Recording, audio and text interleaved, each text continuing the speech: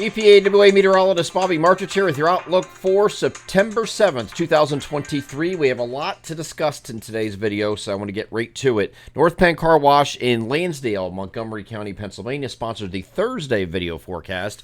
Keep your vehicle looking great all the time and stop wasting your money on those costly individual washes with North Penn Car Wash's Unlimited Car Wash Club. You can join at a very low price starting at just $13.95 per month, and it's the only place where weather doesn't matter. We've been dry to begin September so far, and now it looks like rain and storms will be returning over the next several days. You can take the worry out of having your fresh wash ruined by rain without having to break the bank in order to keep your car or truck clean. With North Penn Car Wash's Unlimited Car Wash Club, you can stop by as often as you like within the calendar month to get a fresh wash for that one low monthly rate. They are North Penn Car Wash, 986 Sumneytown Pike in Lansdale, Montgomery County, Pennsylvania, proud sponsors of the Thursday video forecast. So it's been unheard of. Like I said, you're going to have some showers and storms over the next couple of days, and we haven't had any rain really of note so far in September. A few areas had a little spritz this weekend, but I mean, that was it. We have really had nothing. Most areas are generally about 3/4 of an inch behind average already for the month of September, and it just started. Today's only the 7th, okay? So week in the books, and for finally getting some showers and storms today, but it's not going to be absolutely everywhere. I think it's mostly going to be an interior threat for these scattered showers and thunderstorms. And what we have is you have an upper level low in the Great Lakes, and you have basically a surface trough. This isn't a frontal boundary. This is just a surface trough that's going to be moving through the region. It's going to become the focus of scattered showers and thunderstorms, and there could be a severe component to this, but I think it's going to be more in isolated cases, although the Storm Prediction Center does, in fact, have a slight risk for severe across much of our region, except for as you closer you get to the coast, it continues to wane, and really by the coast itself, really nothing at all. Marginal risk in and around the I-95 corridor. North and west of there, though, slight risk for severe weather, which is a 15% chance of seeing severe within 25 miles of any given point within that yellow area, okay? So that's what they have for today. I can't say I really disagree with it, but I will tell you that there's only really two threats today. There's no tornado threat. There is no hail threat. What we're dealing with today is the potential for gusty straight-line winds and locally heavy rainfall. Now, rainfall necessarily, flooding, flash flooding, that kind of thing is not considered one of the severe parameters for severe storm. It's not a definition of that. So it just deals with wind and or tornadoes if there were any, but we will not have that today. But I think those are your only two things we're dealing with. I know that's I don't say only like it's no big deal, but we do have some straight line wind gusts that are 40 to 50 in most storms. You might have a few rogue storms that go a little bit higher than that and approach severe criteria, at least to the point where they'll be warned by the National Weather Service.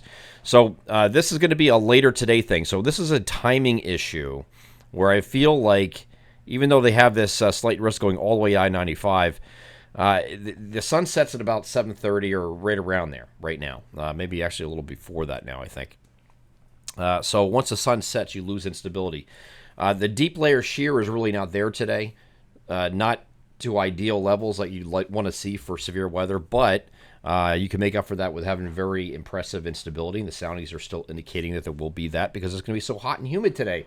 As you see above me, 87 and 95 is the temperature spread. That 87 is going to be up in these areas, up in here. 87 to 88 degrees will be up in here where we have those showers and storms coming in a little bit earlier. The rest of the area should be able to get into solidly into the 90s again today. So another hot and humid day. A lot of moisture content, so you could have some locally heavy rainfall with any of these storms and also those gusty winds that I spoke of. But this is I'm using the high resolution rapid refresh here just to give you an illustration. I think this is a better idea of what's going on. It's been the most consistent run to run here, and it has this coming in. This is at 5 o'clock in the afternoon and has most of the activity here in central PA, which I think is going to be good for severe weather in this corridor right here. This area right up here is the area that I think is better. I think they might have it a little bit too far east because by the time once it gets over to the eastern part of the state here, it's already past sunset. So could have some stronger storms embedded within that line or this mess of storms moving north and east. It's going to be pretty quick going through the late afternoon and evening to the eastern side of Pennsylvania. It'll get there in the evening hours instead of late afternoon. So a late afternoon start, mid to late afternoon in central Pennsylvania. Once you get over the eastern half of the state, you're looking at early to mid evening for this to come in. But it's just a matter of how much instability is left. So it's a timing issue. And once the sun goes down this time of year, it doesn't really hang on to the instability really as long as it did in, say, maybe July, right?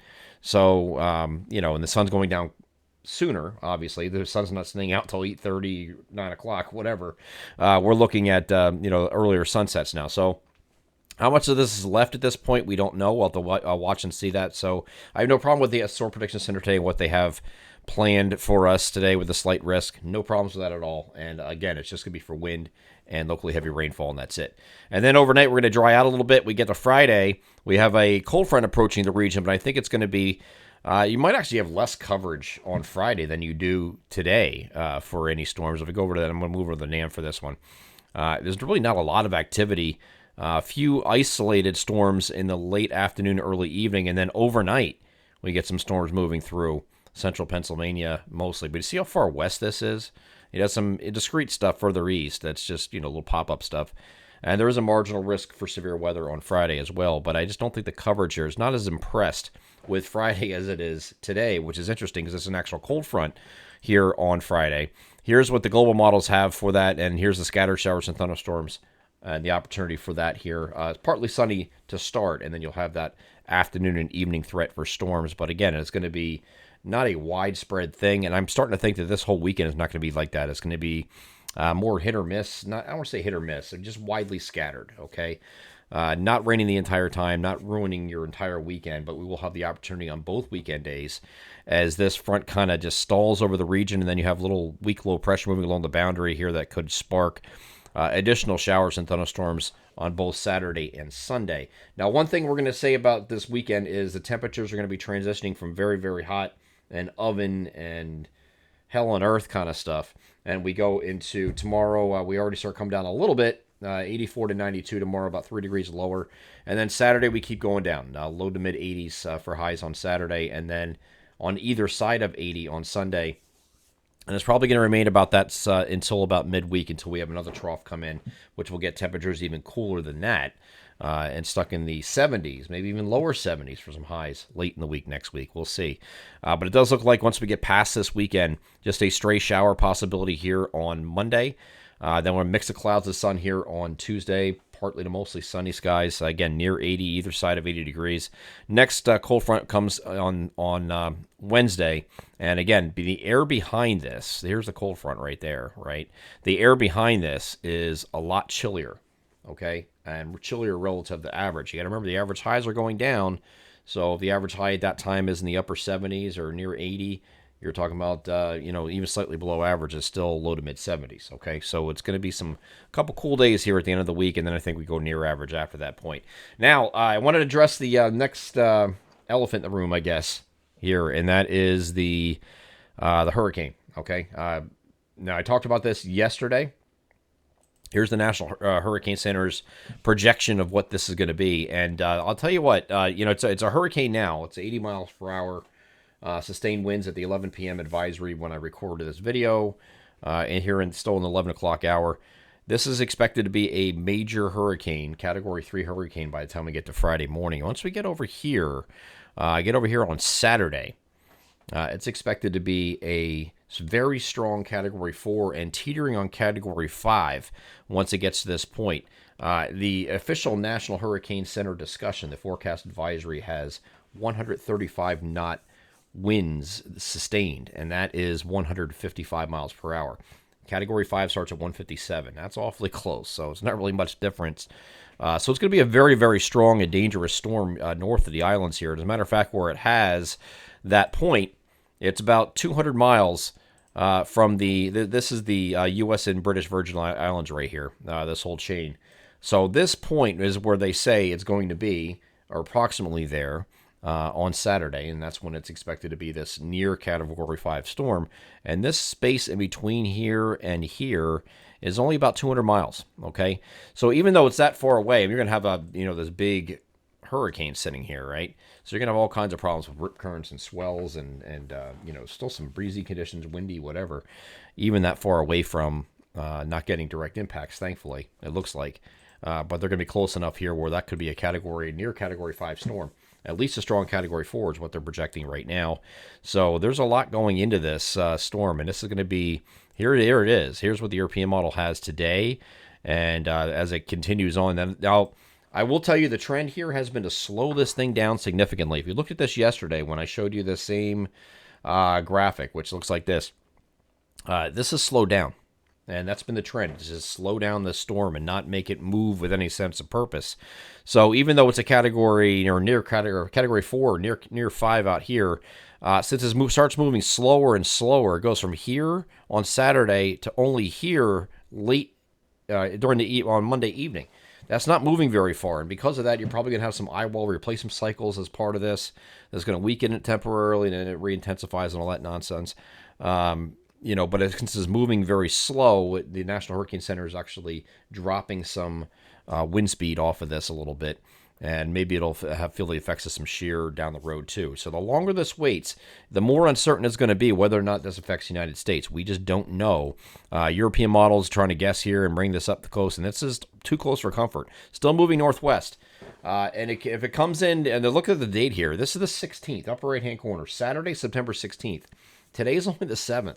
Okay, so if we're going to be affecting the coast here somewhere between the 15th and say 17th time frame, there's no trough here. There's nothing to save you from a hurricane necessarily. There could be a ridge building over the top of the region in the northwest Atlantic that could push this back in. I mean, that's possible. So what people are assuming this was going to do several days ago is not exactly the same thing now, because it's going to be a couple days later when this thing arrives. And what's the setup at that point? That's where we don't know yet. And that's why I keep telling everybody just to don't panic. Certainly don't go on TikTok for crying out loud. There's a bunch of nonsense on there. Make sure you're following somebody that knows what they're talking about with this kind of stuff. And I'm not even just saying me. There's plenty in the field of meteorology that really are well versed. Steve DiMartino is one of them. Okay, that's just one that just popped in my head.